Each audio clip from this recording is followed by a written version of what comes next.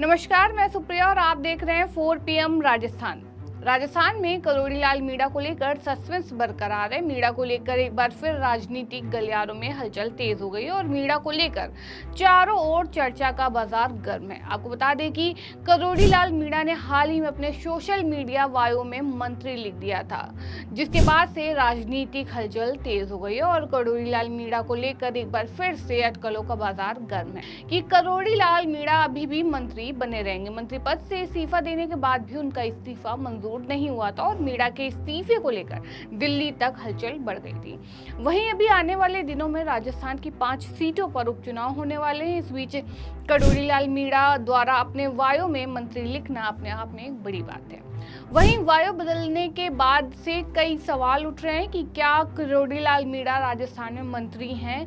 इस सवाल को लेकर प्रदेश में हर ओर चर्चा का विषय बना हुआ है। एक बार फिर यहाँ सवाल मंगलवार को उस समय चर्चा में आ गया जब उन्होंने अपने सोशल मीडिया प्लेटफॉर्म पर अपने बायो में मंत्री लिख दिया।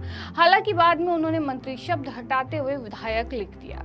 डॉक्टर करोड़ीलाल मीणा ने पिछले महीने जुलाई की शुरुआत में कैबिनेट मंत्री के पद से इस्तीफा दे दिया था। हालांकि अब तक उनका इस्तीफा ना तो मंजूर किया गया और ना ही इस संबंध में कोई कामकाज ही देख रहे हैं। करोड़ीलाल मीणा ने अपने मंगलवार सुबह सोशल मीडिया प्लेटफॉर्म एक्स पर अपने बायो में लिखा कैबिनेट मंत्री पद लिख दिया। हालांकि कुछ देर बाद उन्होंने अपने बायो में फिर से बदलाव किया और विधायक सवाई माधोपुर लिख दिया।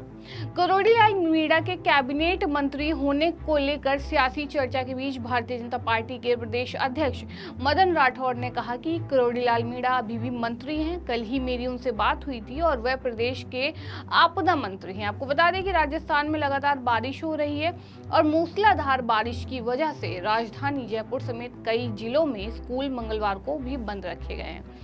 पिछले 2 दिनों में बारिश संबंधी हादसों में 22 लोगों की मौत हो चुकी है और मौसम विभाग की ओर से आज मंगलवार और बुधवार को भी कई इलाकों में अति भारी बारिश को लेकर रेड अलर्ट जारी किया गया है। दूसरी ओर कैबिनेट मंत्री के पद से इस्तीफा देने के बाद आधिकारिक बैठकों से दूरी बनाए रखने वाले करोड़ीलाल मीणा भी आज कई जगह सक्रिय नजर आए और उन्होंने बारिश और बाढ़ से प्रभावित कई इलाकों का दौरा किया और दौसा में अधिकारियों के साथ बैठक भी किया। बता दें कि राज्य में आई प्राकृतिक आपदा के वक्त आपदा मंत्री के ही गायब होने के सवाल पर बीजेपी के प्रदेश अध्यक्ष राठौड़ ने कहा कि सरकार अपना काम कर रही है, ये बहुत जरूरी है। मीणा इस समय दौसा क्षेत्र के दौरे पर हैं, वहीं लगातार लोगों से संपर्क कर रहे हैं।